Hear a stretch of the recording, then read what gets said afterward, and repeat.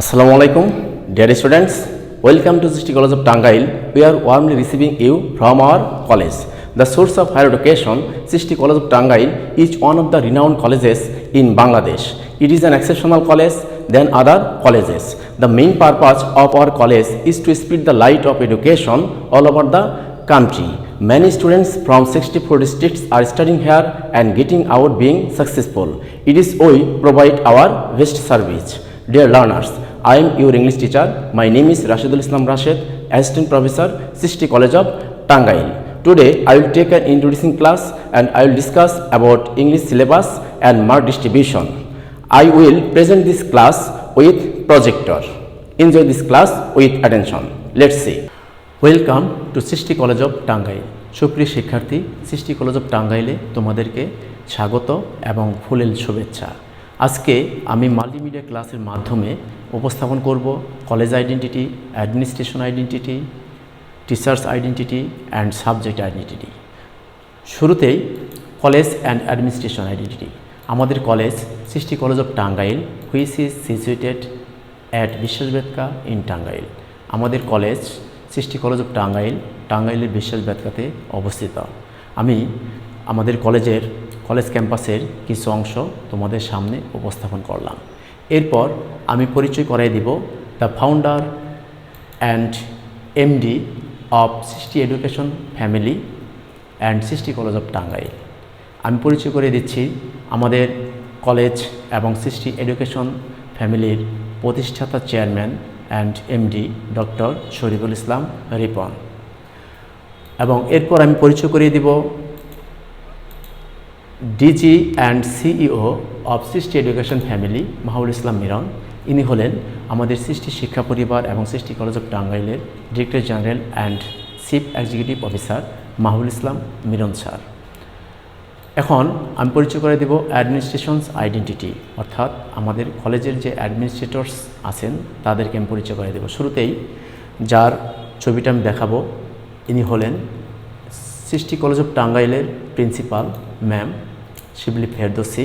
She is the best administrator, best teacher and best funding person to the students.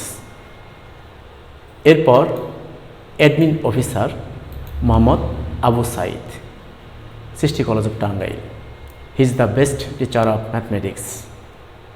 এই ছিল administrations identity. এরপরে আমি এখন তোমাদের আলোচনা করব আওয়ার এডুকেশনাল অ্যাক্টিভিটিস, অর্থাৎ আমাদের যে শিক্ষা কার্যক্রম সেগুলো নিয়ে আমি এখন আলোচনা করছি। We take 6 days theoretical class in a week. আমরা সপ্তাহে 6 দিন থিওরিক্যাল ক্লাস নিয়ে থাকি। 4 days practical class in a week. আমরা সপ্তাহে 4 দিন ব্যবহারিক ক্লাস নিয়ে থাকি। Tutorial exams in every month whose marks are added to the result of semester.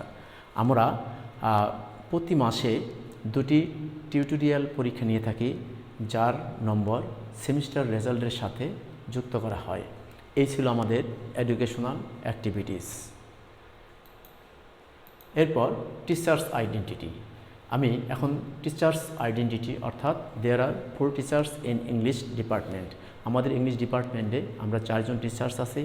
আমি একে একে পরিচয় করে দিচ্ছি। প্রথমেই, যদিও আমি আগে পরিচয় হয়েছি, তারপরেও আমি আবার পরিচয় দিচ্ছি। Rashidul Islam Rashed, assistant professor and head of English department, Srishti college of Tangail. এরপর পরিচয় করে দিচ্ছি Mohammad Ekramul Haque, senior lecturer, English department. এরপর পরিচয় করে দিচ্ছি Mohammad Shaheduzzaman Shahed, lecturer, English department. এবং last one Mohammad Akhtaruzzaman, lecturer, English department. এই ছিল টিচার্স আইডেন্টিটি, ঠিক আছে।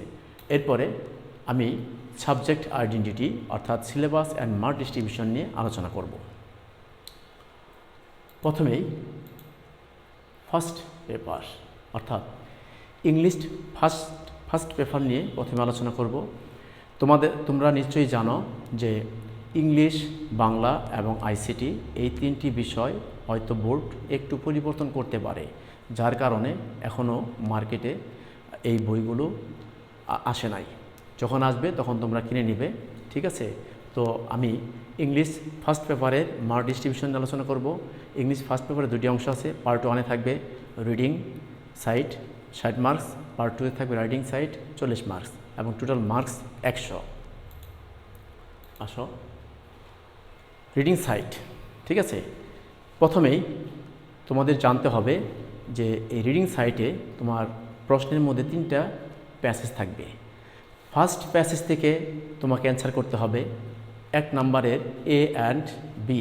দেখো এখানে 1 নম্বরে যে এ অ্যান্ড বি আছে, ফার্স্ট প্যাসেজ থেকে তোমাকে অ্যান্সার করতে হবে এই এ অ্যান্ড বি, অর্থাৎ একের এতে থাকবে MCQ, choose the best answer, ঠিক আছে।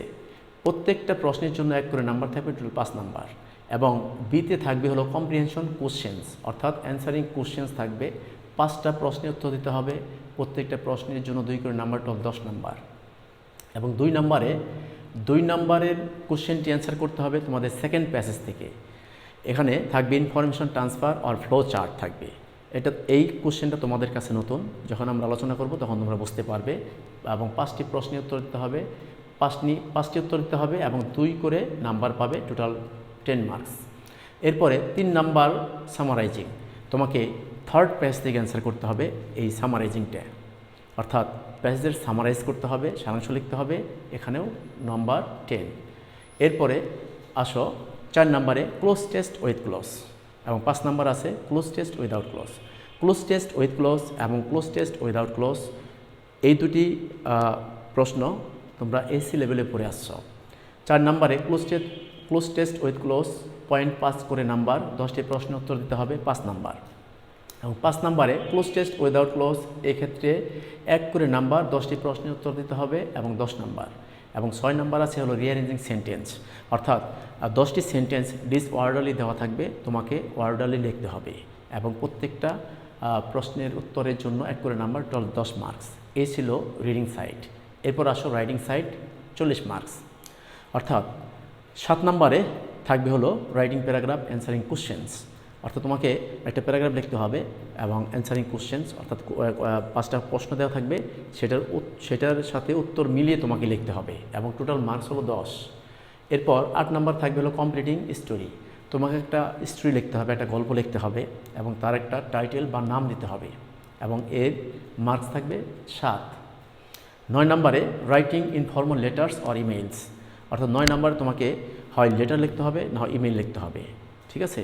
যদি ইমেল থাকে ইমেল লিখতে হবে, লেটার থাকলে লেটার লিখতে হবে এবং নাম্বার হলো 5।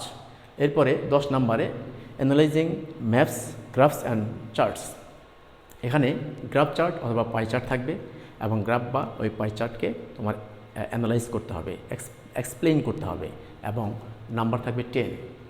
এরপর last one theme, appreciating short stories আর পয়েমস, অর্থাৎ ছোট গল্প বা ছোট কবিতা দেওয়া থাকবে এবং তার বিষয়বস্তু তোমাকে লিখতে হবে, এর নাম হলো থিম, টোটাল মার্কস হলো 100। তো তোমরা তোমাদের সুবিধার জন্য তোমরা স্ক্রিনশট দিয়ে রাখতে পারো যাতে তোমরা পরবর্তী দেখে বুঝতে পারো। নেক্সট ইংলিশ সেকেন্ড পেপার,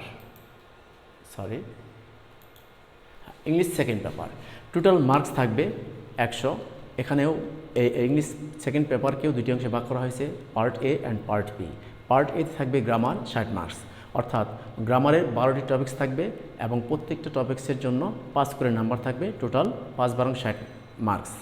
আর পার্ট বিতে থাকবে কম্পোজিশন সাইড এবং 40 মার্কস থাকবে, ঠিক আছে। চলো দেখি, দেখো গ্রামার টেস্ট এবং পাশে মার্ক ডিস্ট্রিবিউশন দেখিয়েছি। এখানে 12টি গ্রামারের টপিক্স আছে আর 10টি টপিক্স তোমরা এসি লেভেলে পড়ে আছো এবং 2টি নতুন টপিক্স এখানে যোগ হয়েছে। একটি হলো 8 নম্বরে প্রনাউন রেফারেন্স এবং মডিফায়ার্স, ঠিক আছে। প্রথমেই আর্টিকেল তোমাকে অ্যান্সার করতে হবে, 10টি আর্টিকেলের উত্তর দিতে হবে, প্রত্যেকটা উত্তরের জন্য 0.5 করে নাম্বার, টোটাল নাম্বার 5 মার্কস। এবং 2 নাম্বার থাকবে প্রিপোজিশন, এই ক্ষেত্রেও তোমাকে 10টি প্রশ্নের উত্তর দিতে হবে, 0.5 করে নাম্বার, টোটাল 5 নাম্বার। এবং 3 নাম্বারে থাকবে হলো স্পেশাল ইউজ অফ ফ্রেজ, ঠিক আছে, এই ক্ষেত্রেও 0.5 করে নাম্বার, 10টি প্রশ্নের উত্তর দিতে হবে, টোটাল মার্কস হলো 5।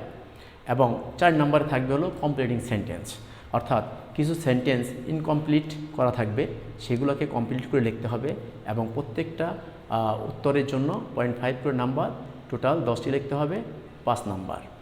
5 নাম্বার থাকবে রাইট ফর্ম অফ ভার্ব, এই ক্ষেত্রেও 0.5 করে নাম্বার, 10টি প্রশ্নের উত্তর লিখতে হবে, 5 নাম্বার। এবং 7 নাম্বার আছে ন্যারেশন। তোমরা এসি লেভেলে পড়ে আসছ direct to indirect, but intermediate লেভেলে তোমাকে করতে হবে direct to indirect and indirect to direct, এবং এর নাম্বার হলো 5। ঠিক আছে। 8 নম্বরে প্রনাউন রেফারেন্স, তোমাদের একটু আগে বলেছি যে এই প্রনাউন রেফারেন্স এবং 9 নম্বরে মডিফায়ার্স, এই দুটি তোমাদের কাছে নতুন।